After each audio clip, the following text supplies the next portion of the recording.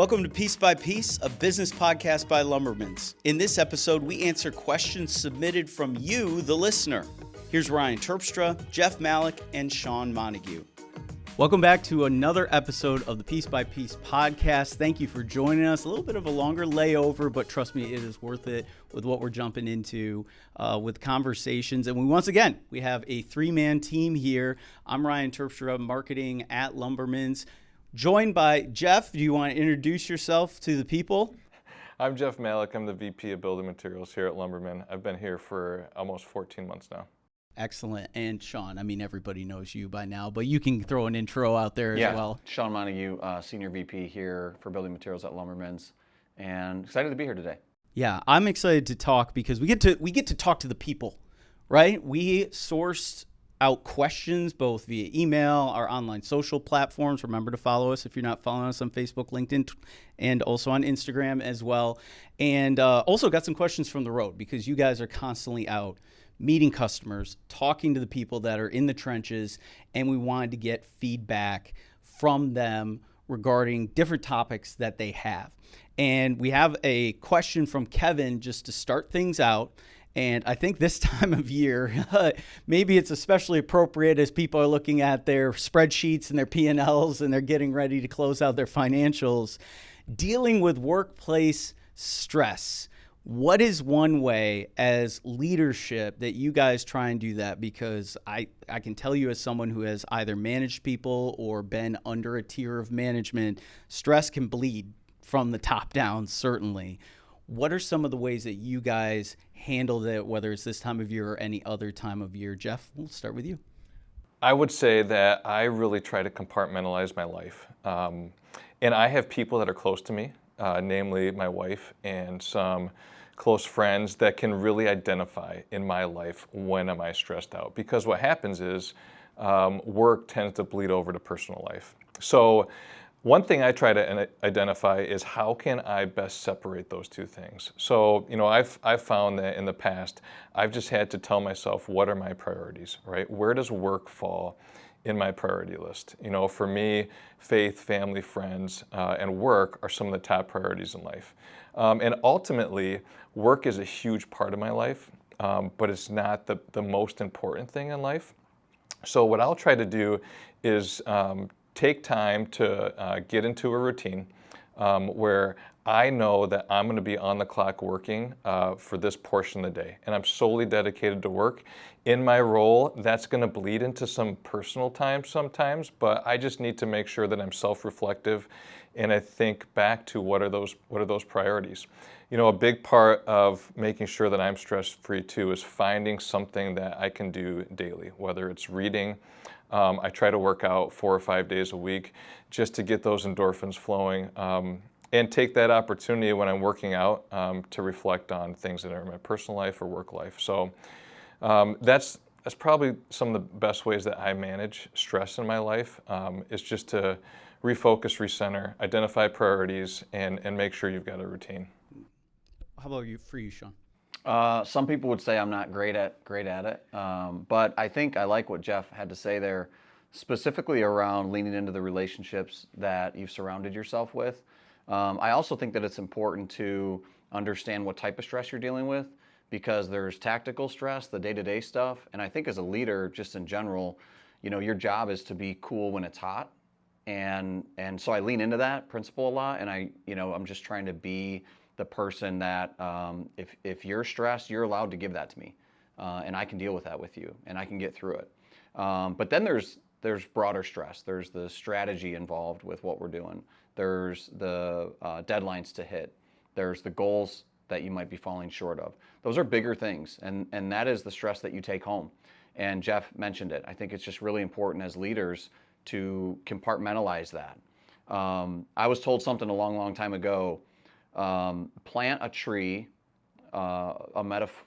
metaphorically tree, outside your yard and hang your worries, hang your stress on that tree before you walk into your home. And when you walk back out of your home, pick it back up with you. And so I'm not great at that, but that's something I try and do. Next question, and this came from in-person conversations that I know both of you have had out in the field with our dealers.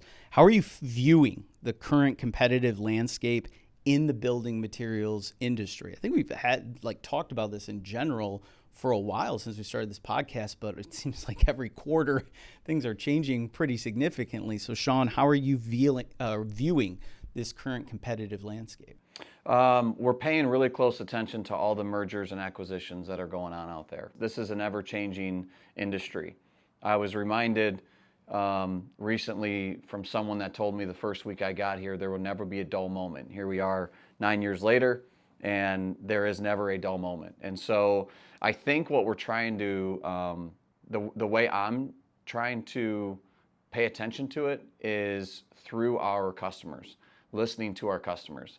If you listen close enough to the business and spend enough time down in the field with our customers and our vendor partners, it will tell you what to focus on. And so taking that information, bringing it back, and asking yourself, how does this affect us and how does this affect the decisions that we're making long term?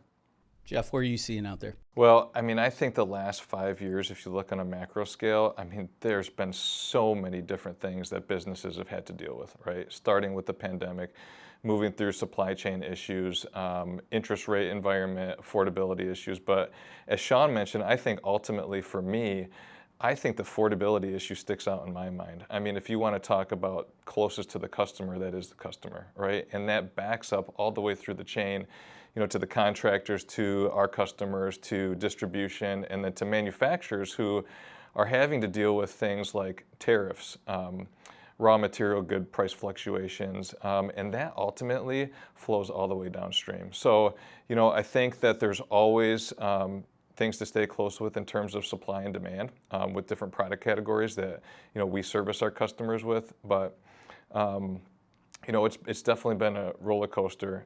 So competition is stiff. You know, everybody's fighting for the business that's out there, but there's a lot of things impacting that. We have one thing that people are kind of wondering what the impact could be. This is a question submitted, but they wanted to remain anonymous. What are your feelings on the future of AI in the industry? I mean, this is quite the buzzword, no matter what industry you're in right now. I know, Jeff, with your previous experience and just with your interest in technology, this is probably something that you've got an opinion on. So, like, what is AI and building materials looking like, if we can give some sort of context to it at the moment? I wish I had the crystal ball, but I'll say every time I hear the AI topic, it gives me great pause and hesitation, and then gives me a ton of excitement at the same time. So I will say the piece of that gives me pause and hesitation is that it is such a brand new resource, not just to our industry, but to integrating into daily life for individuals across the world, right? And to have really the most brilliant personal assistant at your fingertips who knows everything about everything because they can access information that's on the web at any point in time is really exciting. The nerve-wracking part of that, though, is that when you feed you know, those AI systems information, my hesitation is the confidentiality part, right? And what happens to that information? Is that competitive information? Where does that information go? So I think for me, there's definitely a lot of hesitation. Now, the exciting part is when I'm on the road, I listen to CNBC a lot. And if you listen to CNBC, all the buzz and the topics are around AI and the energy it takes, you know, to generate that. And then a ton about just, you know, the geopolitical environment, right? But AI has been dominant. I think there's opportunities for AI in our industry for sure. If I look at, let's say, independent lumberyards, I think there's a lot of efficiencies that can be captured utilizing AI. You know, if you look just at pricing comparisons or gap analysis, I mean, there's a lot of information about customer data, historical ledger information and pricing information that you can feed it. It'll analyze it and it will help you manage your business better. I think it can also do a really good job of managing inventory. When you set some minimums or specific weeks on hand for products, you can feed AI historical information and you can ask it to give you a predictive model. So I think as businesses look really in this environment with the cost of money to free up cash, and working capital, I mean, it can be really helpful in terms of inventory and even how you manage things like receivables. There's other tools, I think, too, that when you look at marketing material that AI can potentially produce as you feed it information, there's lots of opportunities there. But I will say this, I do believe that some of the information that's out there, artificial intelligence will probably replace positions. That's going to happen. But I think it's also going to create a demand for other positions.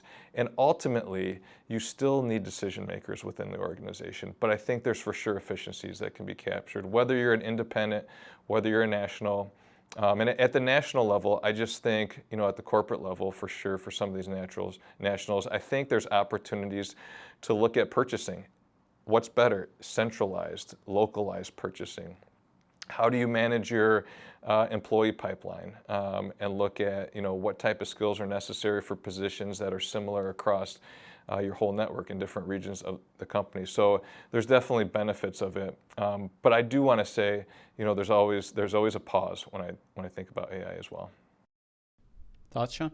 Yeah, I think we gotta embrace it. I think that this business is and always will be a relationship business. That won't change. Now, that doesn't necessarily mean that AI is not going to make an impact. It will.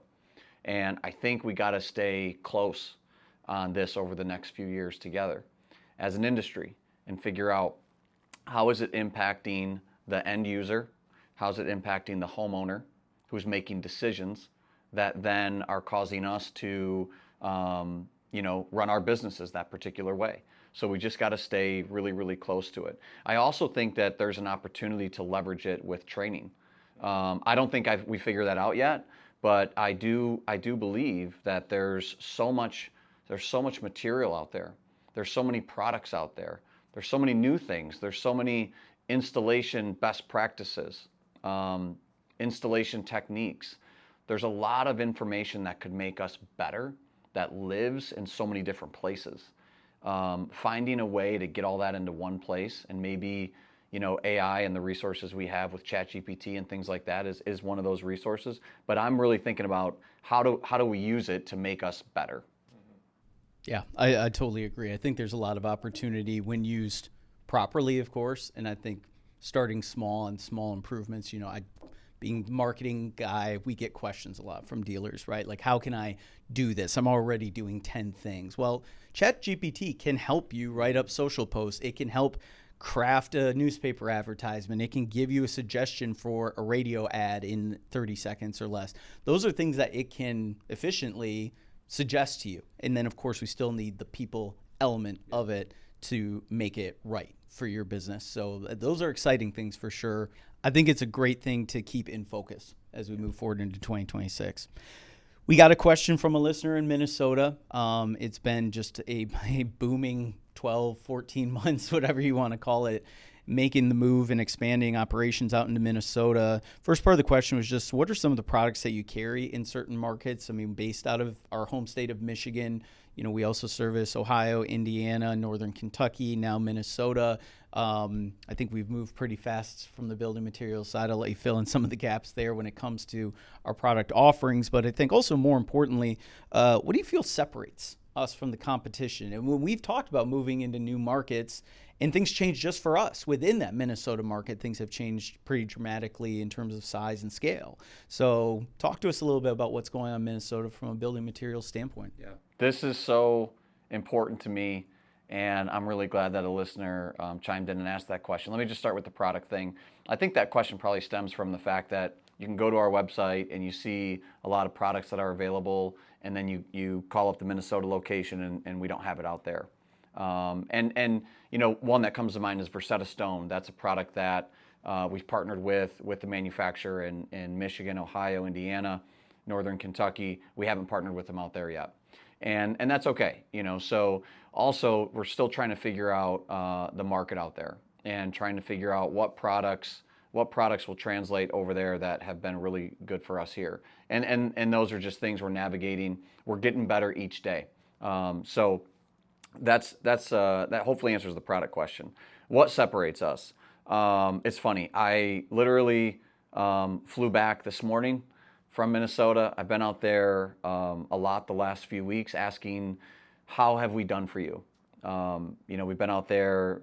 We opened up in April of 2024 as a soft opening. June of 2024 was our grand opening. And here we sit, November, December of 2025. And a lot has changed. And I think what separates us is I want to lean into a statement that we make here constantly, which is, it's about you, not me. That is our go-to-market strategy in a nutshell out there.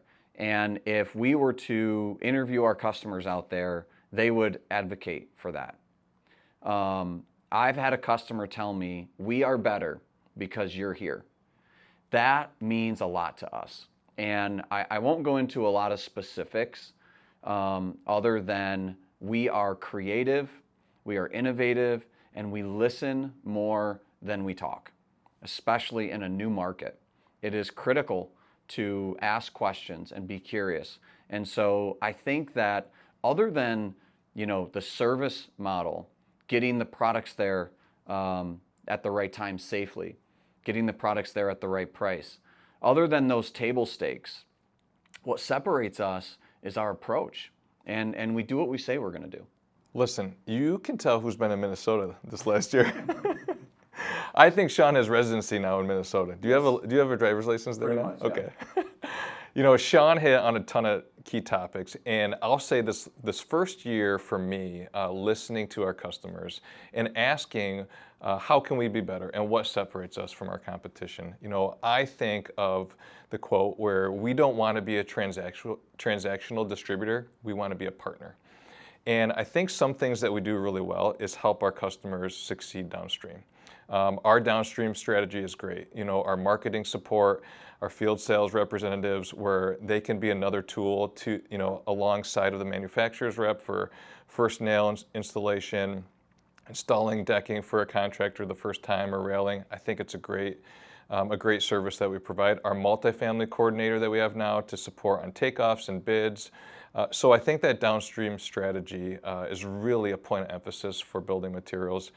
And then, the second thing is I would just say that it's our brand and it's our culture. If you think about Lumbermen's MVP, and now that we're celebrating 70 years this year, and where the company started with the family and now being owned by employees, that mission, vision, and promise is at the heart of everything we do. And that the mission piece is we exist to enrich the lives of people by intentionally caring for all who experience us. And as Shawn mentioned, it's about you and it's not about us.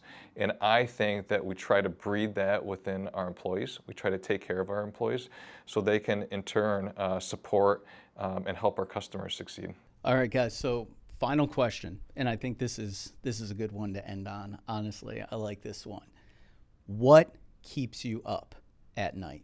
When it's all settled, maybe you've hung those trials and tribulations on your tree and you've entered in, but that thing that pops into your head or whatever it might be, what keeps you up at night right now?